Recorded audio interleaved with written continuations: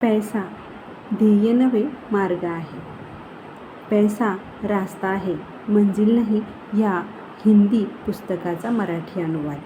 अतिशय उत्तम रीतीने यामध्ये सरश्री यांनी पैशाचे महत्त्व, त्याबद्दलच्या संकल्पना आणि पैसा आवश्यकता आहे की गरज याबद्दल अतिशय समर्पकपणे उदाहरणे दिलेली आहेत.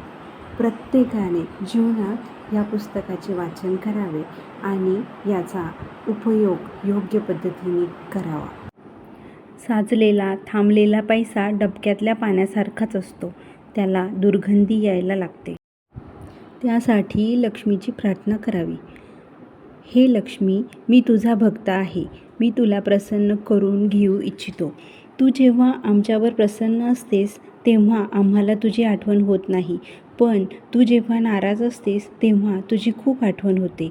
तू ज्याच्यावर प्रसन्न होतेस ते दिवस रात्र पैशाचा विचार करत नाहीत, मात्र तू ज्याच्यावर अप्रसन्न होतेस ते लोक सतत पैशाच्या विवंचनेत असतात.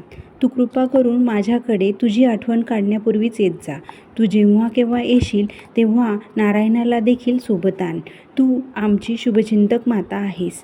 आपल्या लेकराचं भलं कशात आहे हे तू जाणत असल्याने तुझ्या येण्यानं माझ्यात अहंकार निर्माण होऊ नये असा वर दे. कृपा करून माझी प्रार्थना स्वीकार कर. संसारी मनुष्याकरता अपयश म्हणजेच दुःख असतं, त्रास असतो, मात्र तेजसंसारी मनुष्यासाठी अपयश म्हणजे पुढची तयारी असते, यशाची पहिली पायरी असते.